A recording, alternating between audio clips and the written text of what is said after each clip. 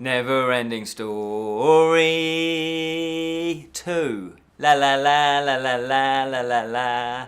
NeverEnding Story 2.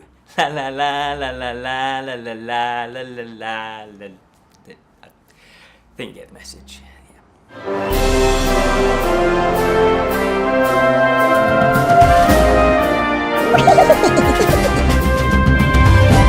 Hello and welcome to the Friday Fantasy Show from the Bottled Imp, exploring the realms of fantasy.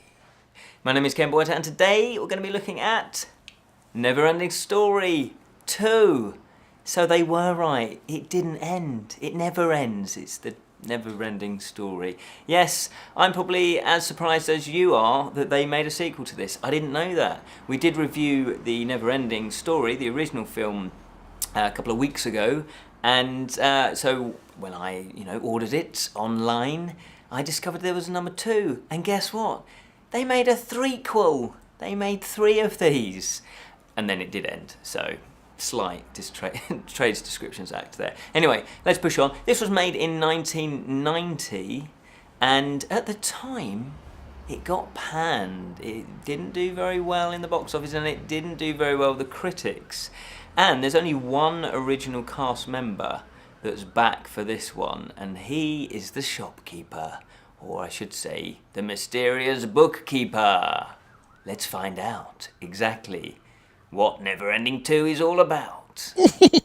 NeverEnding Story 2, what exactly is it all about? Well, it's, let's just say, fairly similar to NeverEnding Story. For those of you that don't know, the NeverEnding Story is all about a boy named Bastian, and he's, he's a bit of a loner at school. He gets a bit bullied, he's not very outgoing, but he loves to read. And he is getting chased by bullies, this is in the first one, and he discovers a mysterious bookshop, and a mysterious bookkeeper, and a mysterious book. And that book is the NeverEnding Story, and he gets sort of sucked into the book, and it's all full of adventures. Well, guess what? We're back. Yes, Bastian goes back to the bookshop, and he, sort of goes back into the book again, let's say that. I don't want to give too much spoilers away about how this opening begins, but the slight difference is on the book there is an amulet that sort of comes to life. So when he's reading the book, it sort of comes to life, and he has the actual amulet. And why is that important? Well, the premise of this one is that the princess who he met in the last film, he needs his help. She's been kidnapped, and the amulet actually grants wishes while he's in the NeverEnding Story world. And of course, who wouldn't want wishes to help someone in distress? But unbeknown to him, the evil queen, she has made a memory machine. Oh yes. And that memory machine can steal his memories if he makes wishes. So she's somehow, magic, I guess, or science, I think it's magic, has connected it to Bastian, and when he wishes, he loses one of his memories. And so obviously the more memories he loses, well then, he becomes less of a person, apparently. Or so she thinks. Anyway, so let's push on with the actual themes. Now the themes, there are quite a few in this. I was quite surprised how many themes. I think there's about 5 in there that I could really detect. And one of the main themes was courage. Because right at the beginning of the film, there's a set-up sequence where, again, his dad is out working hard and he doesn't really pay him too much attention. He's lost his mother. This was all in the first film. And this time, he's back at school, just like the original film, and he is trying to, they're having a swimming lesson. They all have to jump off the really high diving board.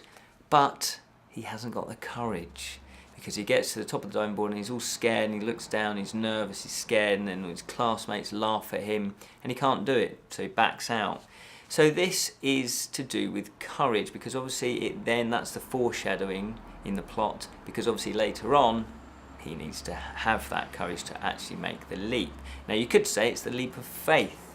If you pretend to be brave, you then become brave. So that's an interesting concept to explore. And the other idea is, what is it actually worth being courageous for? Jumping off a diving board, well, I guess what does that achieve? I guess it pushes your boundaries, it takes you out of your comfort zone. But then if you compare it to actually something in genuine real life that you definitely need to be courageous about, then yeah, you could say, well, I'm not going to be courageous about something that doesn't matter, but I will be courageous about something that does matter. Or you may not actually have a choice. You may decide that that overwhelming feeling of being courageous at the critical moment, so say it's saving someone's life, out of somewhere, out of nowhere, you may not feel you've got the courage, but it just comes to you, and you then, you do actually reach out and you do have the courage. So they really did explore that theme. I guess it was an obvious theme for them to explore because of the character, the nature of Bastian. Then you have the absence of love. Touched on that slightly because his father isn't really around for him all the time, and his father, it's a kind of weird relationship. He kind of gives him a hard time, but you kind of deep down know that he does love him. But his father isn't really capable of showing that love in a way that Bastian can understand it.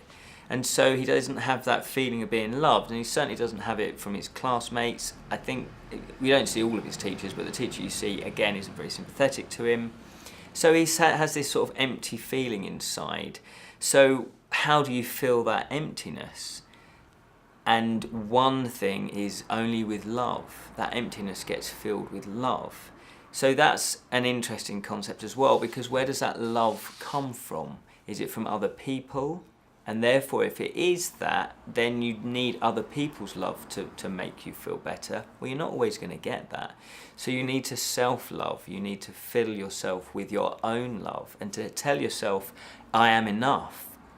I am enough of who I am is perfect, is exactly who I need to be. And so that you can generate that love. And then once you start loving yourself, other people find it much easier to love you. And there's a great quote from the film as well that I wrote down. I don't normally write the quotes down, but this time I did, and I thought it was really cool. And, well, I've just said it already, but this was nice, better put. Emptiness can't be destroyed, but filled with love.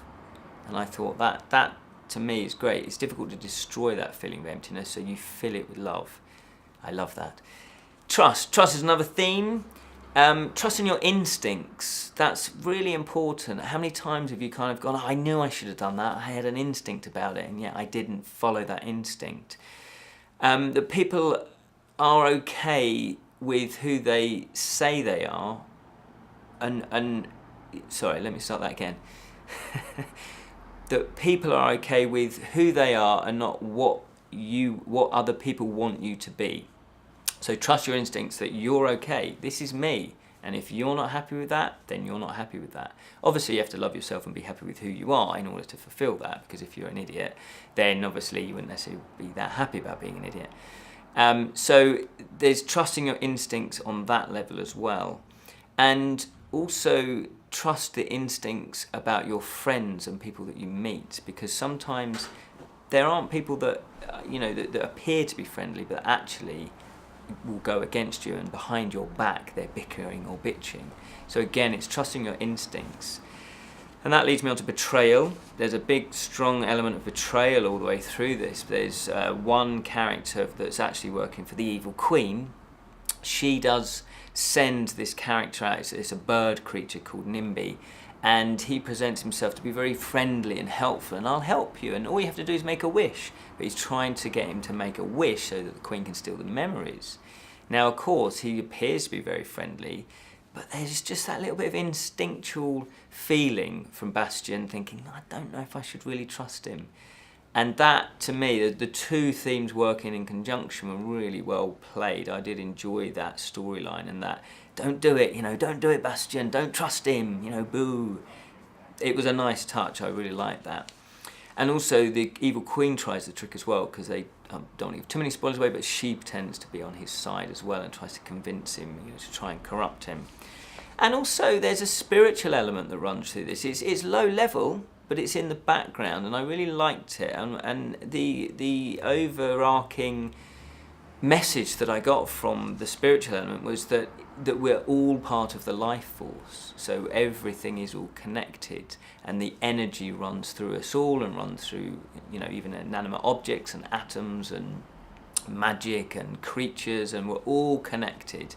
I really like that theme. I love that theme when it's in fantasy, and you know, it's a great fantasy feeling because, you know, to me, magic is kind of energy, and we know that energy exists in the real world, so it's almost like we're that close to discovering magic. Oh, that'd be fantastic. Fantasy elements, yes, it's lots. It really drips fantasy, this one. There's a lovely fairy tale feeling to it. There's magic and spell casting. There's the strange and wondrous creatures. There's the wondrous landscapes, you know, real fantasy. They really put out all the stops on this. There's magical objects in there. And the special effects are not too bad. I mean, this was 1990. What's that, 10, 20? That's nearly 30 years ago. This is kind of pre-CGI. There's a few, you can tell there's a few computer graphics going on here, but really in its infancy.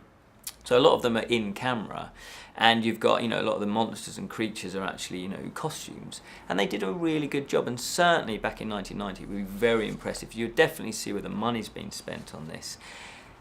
I actually enjoyed this much better than I expected. You know, because I sort of heard that people panned it and it didn't get a lot of. In fact, I did a little bit of research. Rotten Tomato, the website that scores, are the critics were 14%. The audience 40%, and that's compared with the original NeverEnding Story, which is the critics 82% and the audience 81% in terms of voting out of 100. So, I was surprised because it is actually better than I think that some people think it is, and it was certainly better than I expected it to be, certainly those low scores. So it does feel like a really good, solid TV movie now, obviously because things have moved on. We're 30 years further forward making films and, you know, getting better CGI and better scripts and all of that. So, but if it was on telly, I would say definitely watch it, or I'd even say, you know, get it on DVD. And it'd be really interesting if you've got children who are of this sort of age, because I'm not necessarily the target audience, let's be honest. But I did enjoy it. It had that fun, light feel to it, but it was more complex than I thought it was going to be because you got those themes that were running through it. There's a lot going on there. It's not just an out-and-out action film. It's based on a book, so I guess there's more psychological things going on, and I'd like to think they've kept a lot of those psychological elements in there as well. It isn't just out-and-out fighting and action. There's a lot of thought that had gone into this. There's character development that goes on, and you do start to connect with the characters emotionally. So I would sort of say, I'm willing to say this is almost, if not as good as the original film. So I definitely recommend it. I was very surprised. And I'm intrigued now to see what happened with NeverEnding 3. But that was NeverEnding 2. Yes, recommended. NeverEnding 2. Yeah, who'd have thought? Much better than I would imagine. And I guess because of that, then they must have made money in order for them to make the third one. So I am actually secretly quite excited for the third one. Thank you so much for watching. Remember, we do have lots of social media things going on. We've got a Twitter account, you can follow us there. We've also got a Facebook group, which is the Bottled Imp Fellowship. So go to Facebook and search for that, and then just click the join button and we'll add you in. There's all sorts of posts going on, people posting up other things, and there's like-minded people. So if you like fantasy, you will love the group. We also have a website, which is www.thebottledimp.com. Almost forgot it there, but no, it's thebottledimp.com. We've got lots going on there. We've got photographs there. We've got the videos are up there. There's a bit about myself and a bit about Julian, who co-created the Bottled Imp and does the editing and comes up with shows as well. But until next time, remember to keep it unreal, especially if you're trapped in a book.